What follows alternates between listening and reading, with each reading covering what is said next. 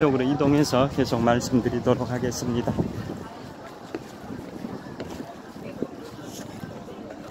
자, 계속 말씀드리겠습니다. 자, 시간을 좀 보도록 하겠습니다. 43분 정도 촬영했고요. 8시 28분입니다. 자, 계속 말씀을 이어가도록 하겠습니다. 이곳 잠실 석촌호수 도착하니까 호수에서 바람이 불고 있어서 시원한 편입니다. 주변의 풍경을 한번 보여드리겠습니다. 자, 동호의 풍경입니다. 잠실 석촌호수 동쪽에 있다 해서 동호입니다. 동호의 풍경. 그 다음에 저기 불빛이 현란한 곳이 동호와 서울을 연결하는 굴다리이고요. 그 위로 송파대로를 질주하는 차량들의 행렬이 보입니다.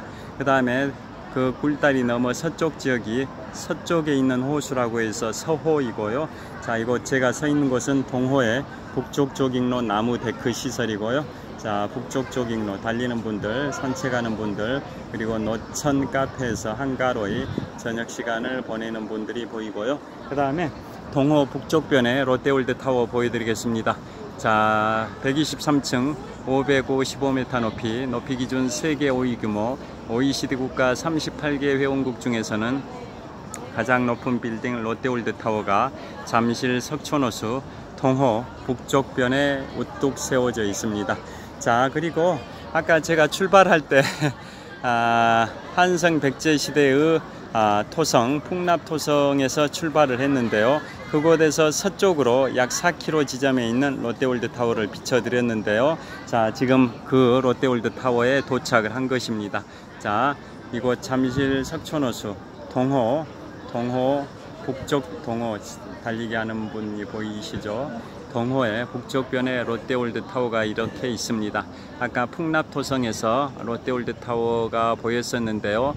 풍납토성에서 서쪽으로 약 4km 지점에 보였었던 롯데월드타워에 지금 도착을 한 겁니다. 약 40여 분 걸어서 도착을 한 겁니다.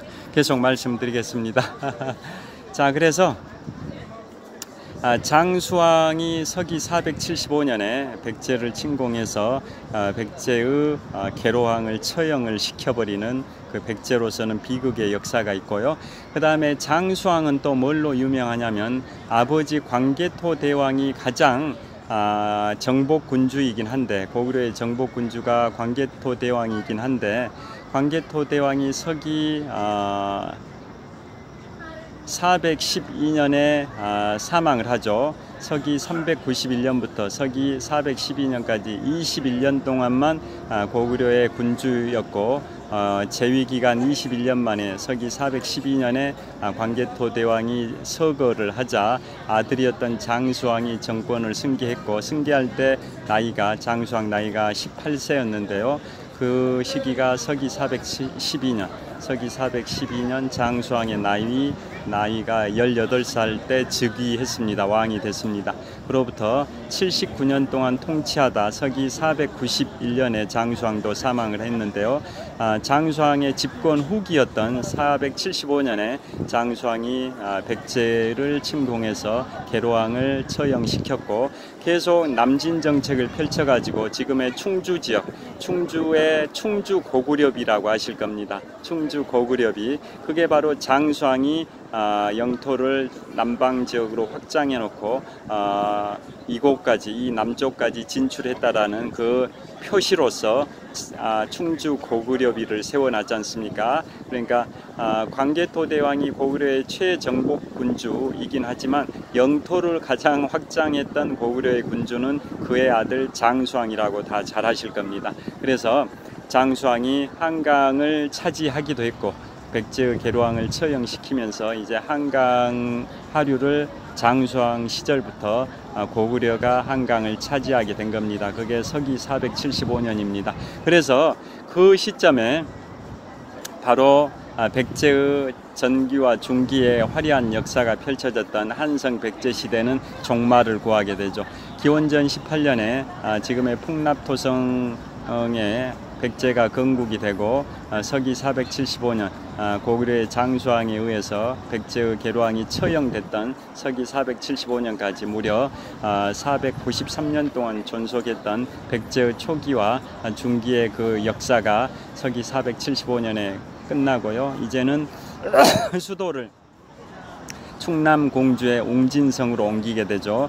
그 옮긴 군주는 백제의 그 계로왕의 동생이라는 설도 있고 아들이라는 설도 있습니다. 역사학계에서 완전히 고증은 안 된 것 같습니다.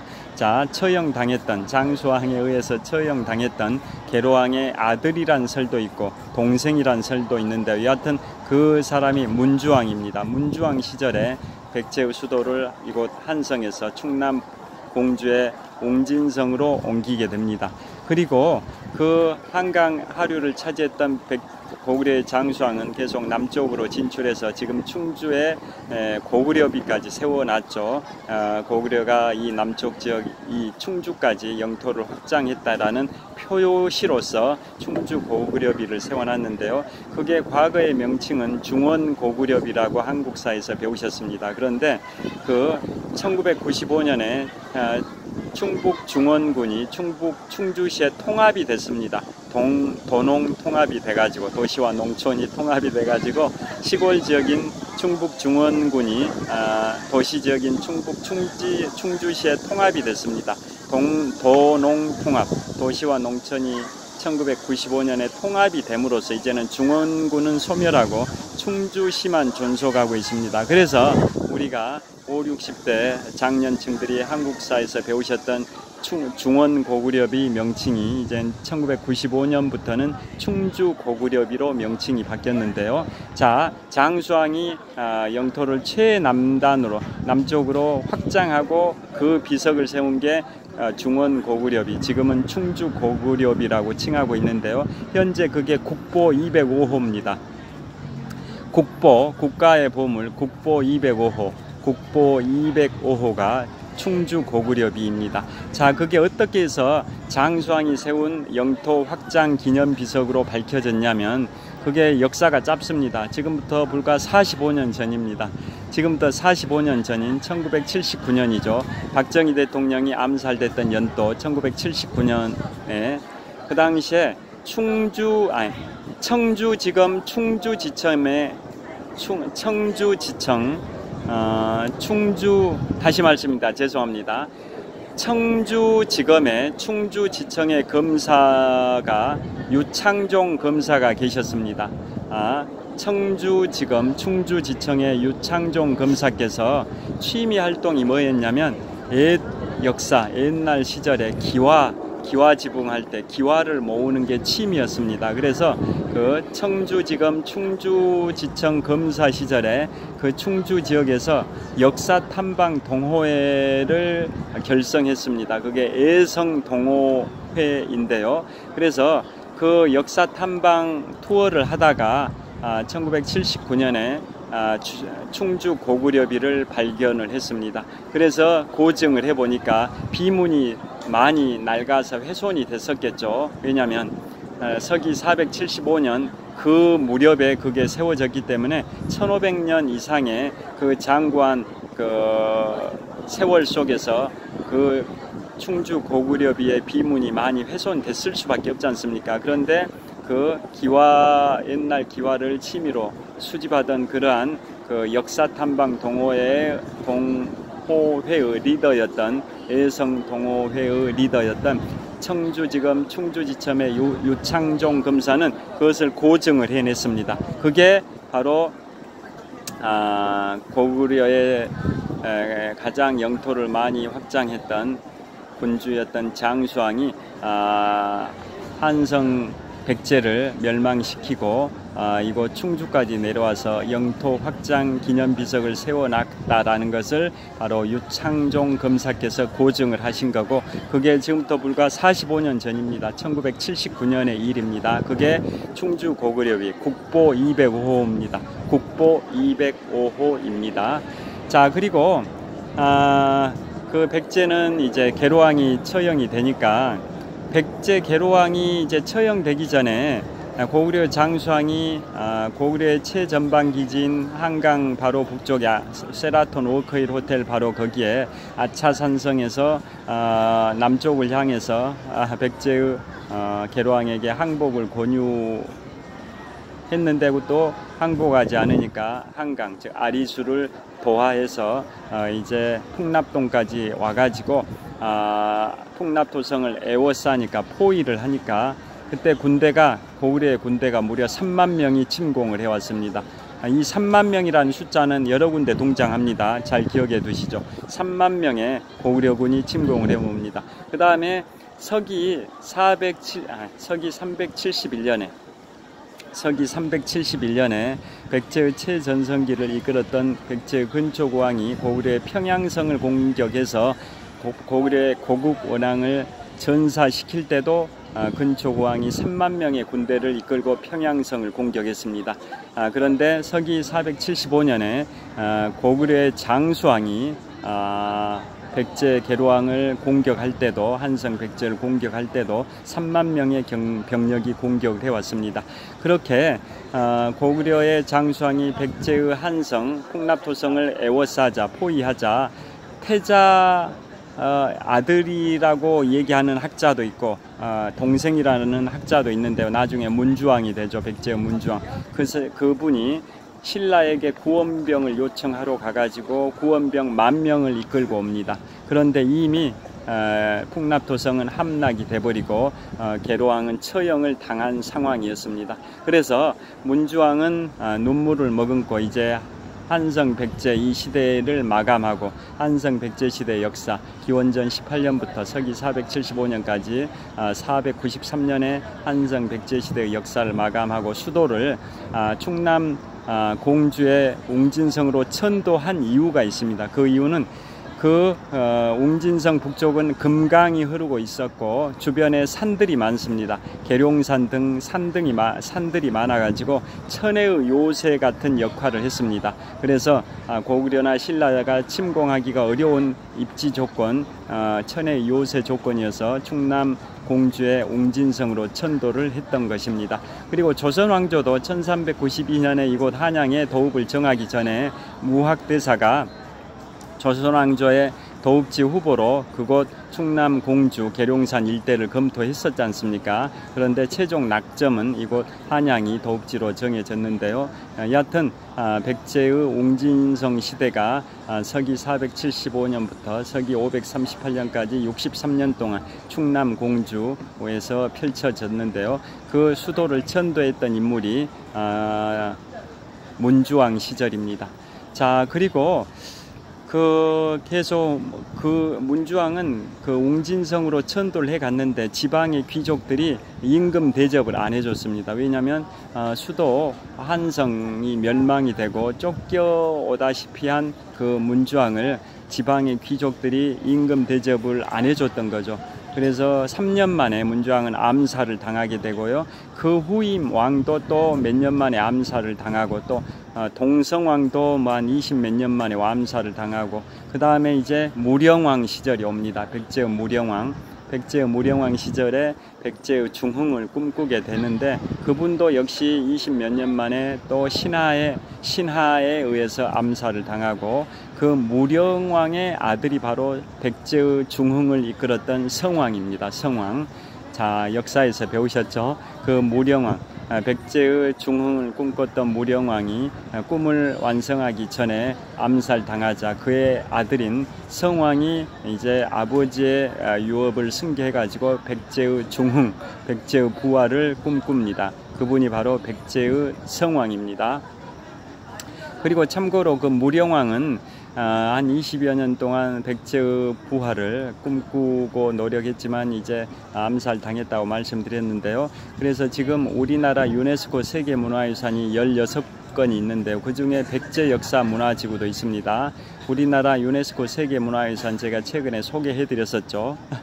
자, 석굴암 불국사, 해인사 장경판전, 종묘, 창덕궁,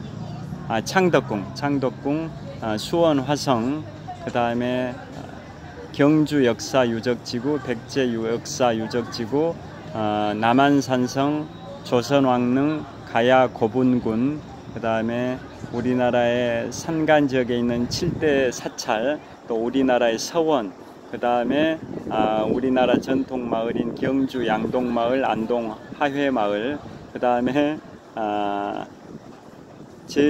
제주도 화산섬과 천연동굴, 그 다음이 서해안과 남해안의 갯벌, 마지막으로 인천 강화, 전북 고창, 전남 화순의 고인돌 역사지구, 이 16군데가 우리나라의 유네스코 세계문화유산인데요. 그 중에 제주 화산섬과 천연동굴, 서해안과 남해안의 갯벌은 유네스코 자연유산이고 나머지 14건은 문화유산입니다. 자, 그 중에 문화유산 14건 중에 백제 역사 유적지구도 있는데요. 그 중에 한성 백제시대, 이것은 백제 역사지구에서 빠져 있습니다.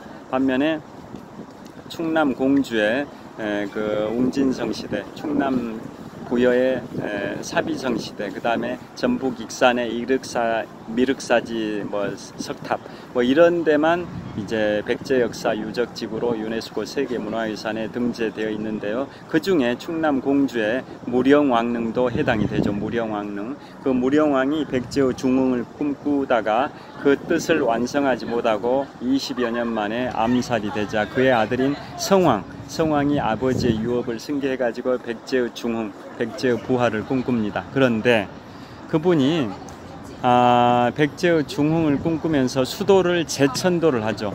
즉 성왕 16년에 성왕이 즉위한 지 16년이 된 시점이었던 서기 538년에 수도를 충남 공주 웅진성에서 충남 부여 사비성으로 천도를 합니다.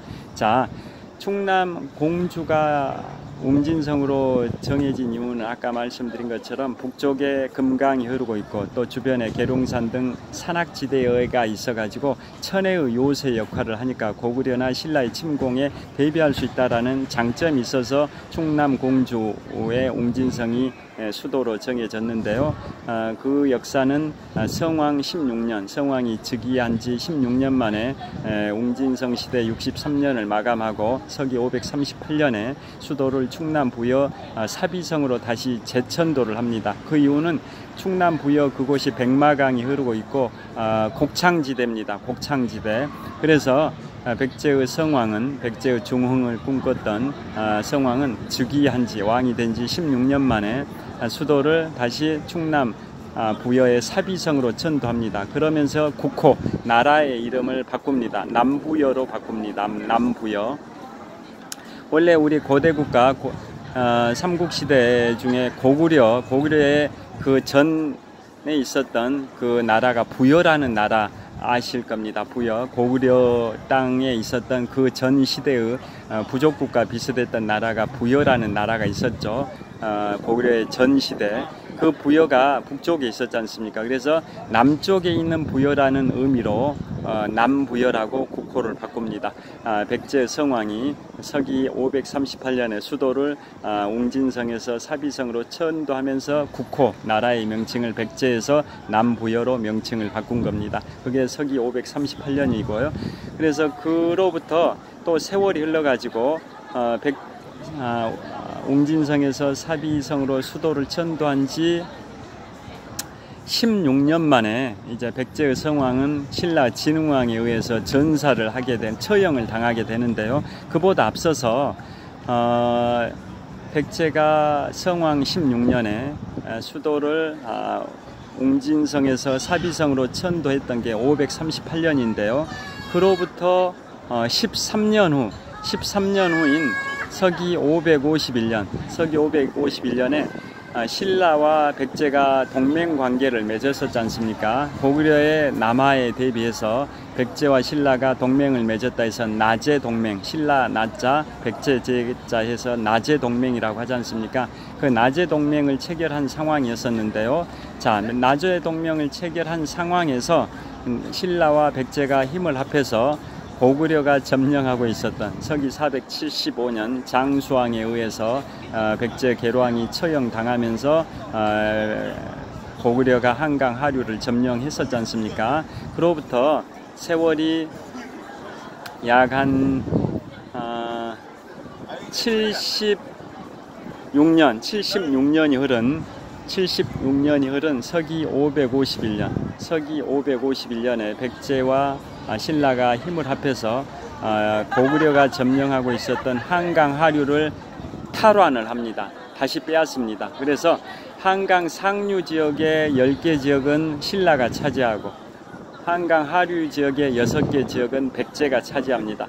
중요한 것은 한강 하류죠. 그래서 한강 하류의 곡창지대를 백제가 차지를 합니다. 그게 신라와 연합전선을 펼쳐가지고 고구려가 점령하고 있었던 한강 하류를 빼앗은 건데요. 그게 서기 551년입니다. 그런데 그 백제는 한강을 빼앗긴 지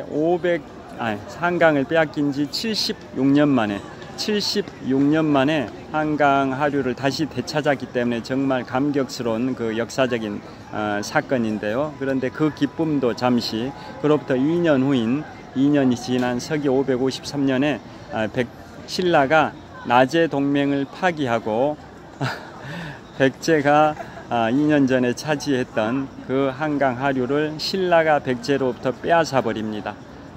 배신을 한 거죠. 배신. 나제 동맹이 파기가 된 순간인데요. 자, 그래서 그것에 대해서 백제의 성왕은 분노할 수밖에 없었죠. 그래서 그거에 대한 보복으로서 바로 지금 충북 옥천에 예전에 박정희 대통령의 영부인이셨던 유경수 여사의 고향이시기도 한데요. 그 다음에 박인수, 이동원 가수님께서 부르시는 향수라는 노래, 성악가 박인수 교수님과 가수 이동원 님께서 같이 부르시는 노래, 실개천이 흐르고 뭐 이 노래 향수 있지 않습니까? 향수의 배경도 바로 정지용 시인의 그 고향인 충북 옥천인데요. 자, 그 충북 옥천에서 바로 관산성 전투가 발생이 됩니다. 그게 서기 554년입니다. 그러니까 신라가 나제 동맹을 파기하고 백제가 차지했던 한강 하류 지역을 빼앗아 버리니까 백제의 성왕이 분노해서 신라의 진흥왕과 결전을 벌인 게 바로 충북 옥천에서 지금의 충북 옥천, 그 당시는 관산성 전투입니다. 관산성 전투가 벌어지는데요. 그때 백제는 국왕이었던 성왕이 직접 출전하진 않고 후계자인 태자 창, 이름이 외자 창입니다. 태자 창을 출격을 시킵니다. 그래서 그 당시에 백제가 관산성에서 신라와 격돌을 하는데요. 백제는 일본의 외나라, 그 다음에 가야까지 연합군을 형성합니다. 백제와 일본의 외, 그 다음에 가야, 이 3국이 동맹, 연합국을 형성해서 신라와 결전을 벌입니다. 그 충북 옥천의 관산성에서. 그래서 처음에는 백제 외 가야의 연합군이 아주 우세했었습니다. 그런데 신라가 전세가 기울어지고 있는 상황에서 이제 구원투수로 신라의 맹장이 등장합니다. 그분이 누굽니까? 바로 김유신의 할아버지입니다. 김유신의 할아버지, 삼국통일을 했던 김유신 장군의 할아버지가 김무력입니다. 자, 무력, 이름도 한자도 무력입니다. 무력 통일할 때 그 무력하고 한자가 똑같습니다. 무술할 자 무자이다, 힘력자 무력 똑같습니다. 한자도. 김무력, 김유신 장군의 아버지가 김서현이고 김유신 장군의 할아버지가 김무력인데요. 그 다음에 그 김유신 장군의 할아버지인 김무력은 금관 가야의 마지막 왕의 셋째 아들이죠. 자, 가야 시대 대가야, 뭐 금관 가야 뭐 있지 않습니까? 그 중에 금관 가야는 서기 532년에 신라에 합병이 되고, 대가야는 그로부터 또 30년이 더 흐른 서기 562년에 신라에 합병이 되는데요. 자, 서기 532년에 신라에 합병됐던 금관 가야의 마지막 왕의 셋째 아들이 김무력이고, 그의 아들이 김서연이고, 그의 아들이 김유신 장군입니다. 그래서 그 관산성 전투가 발생했던 서기 554년에 처음에는 백제 외나라 가야의 연합국이 우세했는데, 신라가 열세인 상황에서 그 당시에 그보다 3년 앞선 게 아니라 한 해 앞서서 553년에 신라가 백제가 차지하고 있던 한강 하류 6개 지역을 빼앗아 버렸다고 말씀드렸지 않습니까? 그래서 그 지역을 새로운 행정구역으로 편입을 시키면서 신주의 그 사령관으로 김유신 장군의 할아버지인 김무력을 그쪽에 사령관으로 부임을 시켰었습니다. 그래서 관산성 전투가 발생됐을 때 처음에 신라가 열세인 상황이었는데 그 신주의 사령관인 김무력이 이제 등장합니다. 그래서 구원투수로 와가지고 이제 접전을 벌이게 된 상황에서 또 어떤 변수가 발생이 돼 버리냐면 그 관산성 전투 실전에 참여하지 않았던 백제의 성왕이 아들 태자 창이 제대로 싸우고 있는지 응원하기 위해서 격려하기 위해서 소수의 한 수십 명의 호위병 경비병만 이끌고 그 관산성으로 이동하다가 그러니까 충남 부여 사비성에 왕궁이 있었겠죠. 그곳 충남 부여에서 충북 옥천으로 관산성 전투 현장으로 백제의 성왕이 소수의 경비병, 호위병만 이끌고 이동하다가 매복해 있던 숲속에 숨어있던 매복을 하고 있었던 신라군에게 체포가 돼버립니다. 그래가지고 처형을 당하는 역사가 있습니다. 그래서 결국은 진흥왕이 직접 신라 진흥왕이 백제 성왕을 직접 처형시킨 건 아니지만 사실상 신라의 정복군주인 진흥왕이 백제의 성왕을 처형시킨 거나 다름없었던 거죠. 그래서 그 대목에 삼국사기와 일본서기의 표현이 좀 다르긴 한데요. 삼국사기에서는 그 당시에 백제의 성왕을 처형시킨 사람은 바로 김유신의 할아버지인 김무력 장군의 왼팔 역할을 했던 장군이 바로 백제의 성왕을 처형시켰다라고 삼국사기에는 기술되어 있지만 일본의 역사를 서술하고 있는 일본서기에는 뭐라고 되어 있냐면 말을 키우는 어떤 노비가 성왕에게 절을 하면서 마지막으로 애의를 갖추기 위해서 성왕에게 적의 왕인 성왕에게 애의를 갖추기 위해서 그 신라의 말을 길러왔던 노비가 그 백제 성왕에게 절을 하면서 제가 대왕을 당신을 참수할 기회를 주십시오라고 했는데 백제의 성왕은 노비 신분에게 자기의 목을 맡길 수는 없다 해가지고 거절을 했습니다. 그런데 다시 한번 그 말을 기르는 노비가 간청을 했습니다. 어차피 왕께서는 처형 당하실 텐데 제 소원을 들어주십시오. 제가 왕을 처형시킬 수 있도록 기회를 달라라고 읍소하니까 백제 성왕도 눈물을 머금고 포기하고 결국 고개를 끄덕끄덕했고 그래서 말을 기르던 그 노비가 백제 성왕의 목을 참수했다라는 설이 일본 역사에 관해서 기술하고 있는 일본 서기에 기술되어 있는 내용입니다. 여하튼 그런 식으로 해서 백제 성왕이 서기 554년에 관산성 전투에서 처형을 당하게 되고 그때 신라의 군주는 정복군주 진흥왕입니다. 제가 처음에 시작할 때 백제의 정복군주 근초고왕 서기 346년부터 서기 375년까지 29년 동안 백제를 통치했고요. 그 다음에 고구려의 정복군주는 서기 391년부터 서기 412년까지 21년 동안 고구려를 통치했던 고구려의 정복군주 광개토대왕. 그 다음에 서기 540년부터 576년까지 36년 동안 신라를 통치했던 신라의 정복군주 진흥왕 시대가 열리는데요. 그 진흥왕 시대의 대략 중간 정도가 서기 554년 관산성 전투고 그때 신라의 진흥왕이 백제의 성왕을 처형시킨 거나 다름없습니다. 그래서 그 성왕이 처형당하자 그 아들 위덕왕 위험스러울 위자에다 덕자에서 위덕왕인데요. 위덕왕은 집권 기간이 꽤 깁니다. 그래서 수십 년 동안 이제 아버지 성왕이 이루지 못한 꿈을 펼치기 위해서 아들인 위덕왕이 백제의 사비성 시대를 계속 이끌어가는 그러한 형국이 되고요. 그 다음에 신라의 이제 진흥왕의 이제 정복군주 역할을 좀 조명을 해보겠습니다. 자, 아까 말씀드린 것처럼 최초의 정복군주는 이제 근초고왕이 고구려의 평양성을 서기 371년에 침공해서 고구려의 고국 원앙을 전사시켰다고 말씀드렸고요.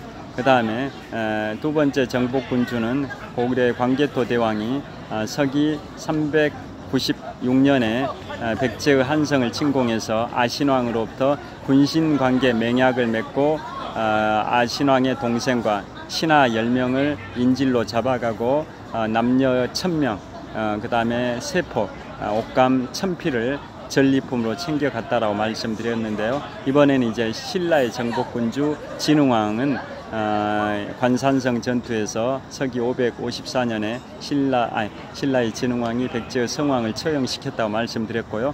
그 다음 연도인 서기 555년에 바로 진흥왕 순수비가 북한산에 세워졌다라는 설이 유력합니다. 자, 지금부터는 진흥왕의 순수비를 말씀드리겠습니다. 진흥왕의 집권 기간이 아까 말씀드린 것처럼 서기 540년부터 576년까지 36년 동안 신라를 통치하면서 신라의 전성기를 이끌었던 신라의 정복군주인데요. 그 중심에서 서기 554년에 관산성 전투에서 진흥왕이 백제의 성왕을 처형시키고 이듬해인 555년, 암기하기도 쉽죠. 555년에 북한산, 우리나라 23개 국립공원 중에 유일하게 수도권에 있는 유일한 국립공원, 북한산 국립공원. 수도권에 있는 유일한 국립공원이 북한산 국립공원인데요. 북한산 국립공원에 비봉이라고 있습니다. 비봉. 그 자리가 바로 진흥왕 순수비가 세워졌던 자리라 해서 비봉이라고 합니다. 진흥왕 순수비할 때 비, 그 봉우리다 해서 비봉. 해발 560m 고지인데요. 자, 우리나라 국립공원 23군데 가장 아름다운 곳을 선정해서 국립공원 100경이라 하는데 그 중에 제1경이 설악산의 공룡능선입니다. 그곳은 제가 2년 전에 갔었습니다. 무박 2일로 17시간 단독 종주를 했습니다. 설악산 공룡능선과 대청봉 일대를. 그게 2022년 10월 17일인데요. 자, 국립공원 100경 중에 제1경이 바로 설악산 공룡능선입니다.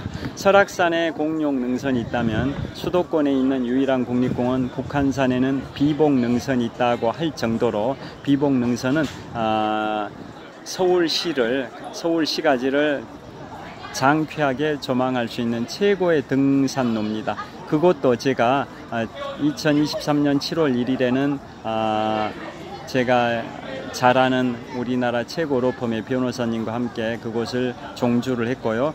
그보다 한 해 앞선 2022년에는 제가 단독 종주를 했었습니다. 그곳이 바로 수도권에 있는 유일한 국립공원 북한산 국립공원의 비봉능선인데요. 비봉능선은 그 진흥왕 순수비가 세워졌던 봉우리라고 해서 비봉이라고 칭한다고 말씀드렸죠. 지하철 3호선 불광역에서 시작해서 족두리봉, 향로봉, 비봉, 3호바위, 승가봉, 문수봉, 북한산성 대남문에 이르는 그 구간입니다. 그 중심에 있는 봉우리가 비봉입니다. 해발 560m, 진흥왕 순수비가 세워졌던 봉우리라 해서 비봉이라고 하는데요. 자, 그 비봉이 세워진 게 관산성 전투라는 게 결국 신라 진흥왕이 백제의 성왕을 처형시켰기 때문에 신라가 한강을 차지한 게 이제 더 이상 논란의 여지가 없게 돼버린 거죠.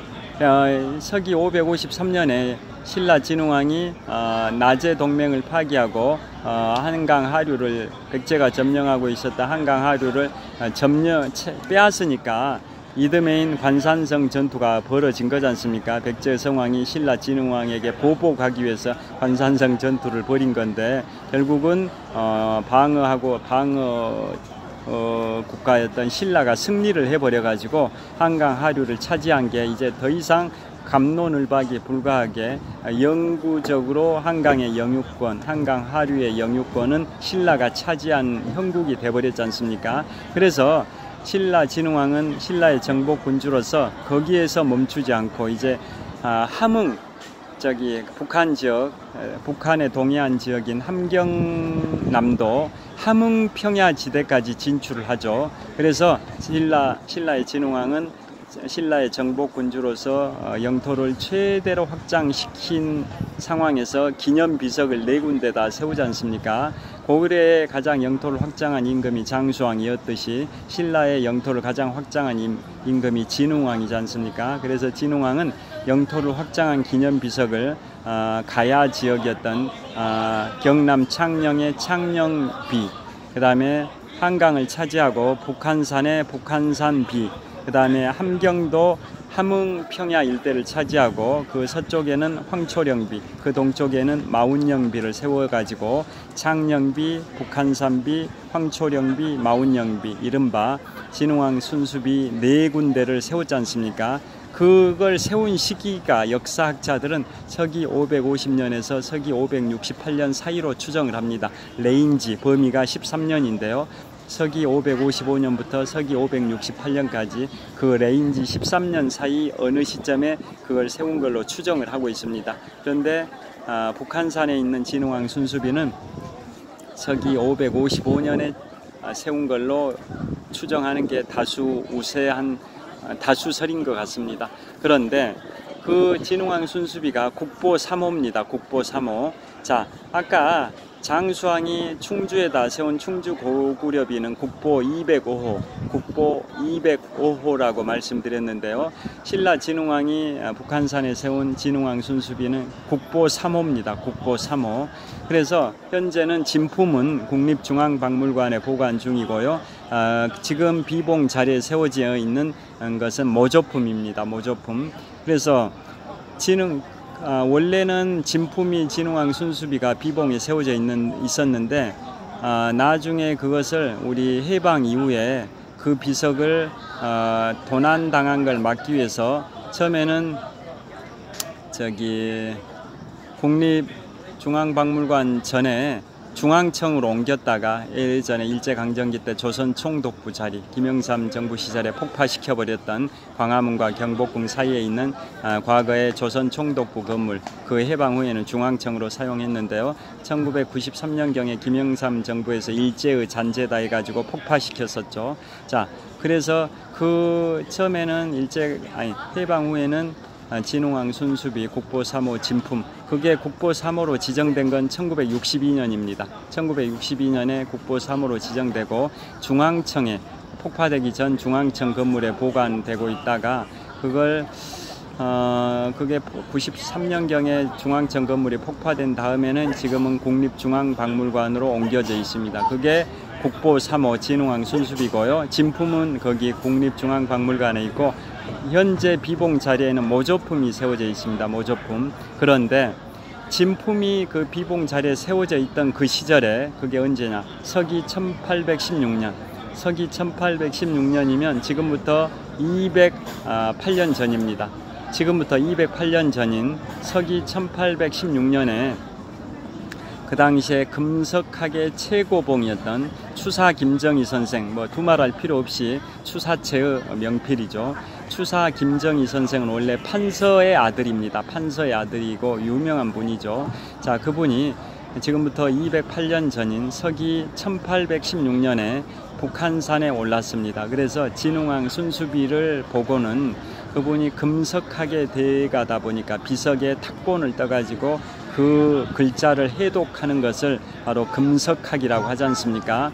그리고 그분은 금석과안록이라는 그 책을 집필할 정도로 일종의 금석학의 박사학위 논문이라고 표현할 수도 있는 금석과안록을 집필하신 분이 바로 추사 김정희 선생이신데요. 그러니까 금석학의 최고봉이신 거죠. 그래서 그분이 지금부터 208년 전인 1816년에 북한산에 오르셔서 진흥왕 순수비를 우연하게 발견을 했습니다.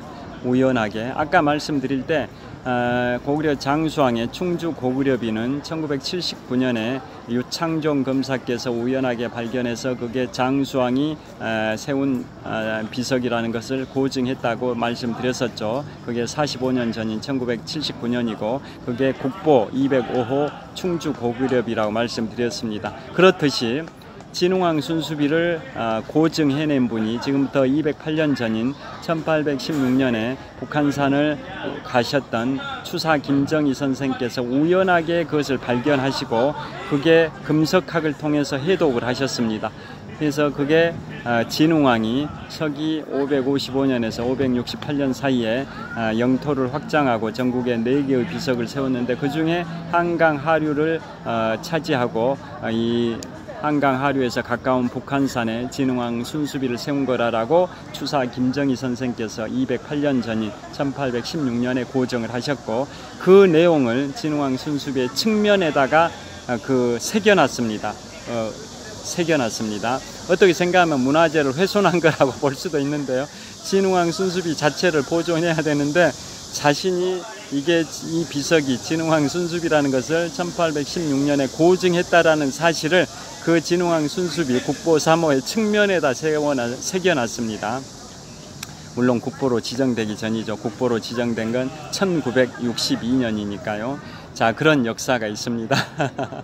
자, 그래서 진흥왕의 그 정복군주 함경도 함흥평야 일대까지 가서 서쪽에는 황초령비, 동쪽에는 마운령비 세우고 서울에는 수도권에 있는 유일한 국립공원 북한산의 비봉 자리에다가 진흥왕 순수비를 북한산비를 세웠고요. 가야 지역인 경남 창녕에는 창녕비를 세워서 전국에 4개의 영토 확장 기념 비석을 세우신 분이 신라의 정복군주 서기 540년부터 서기 576년까지 36년 동안 신라를 통치했던 바로 진흥왕입니다.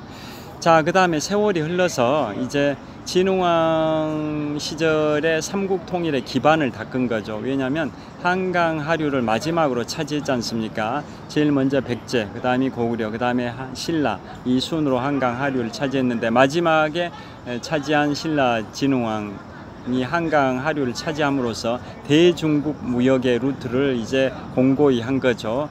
그래서 세월이 이제 더 흐르고 서기 660년에는 이제 신라의 태종 무열왕이 서기 660년에 고구려의 백제의 마지막 왕인 의자왕을 멸망시키죠. 그래서 백제의 수도 사비성, 충남 부여 사비성이 서기 660년에 신라의 태종 무열왕에 의해서 고구려 백제의 의자왕이 이제 멸망을 당했다라는 역사를 다 잘 아실 겁니다.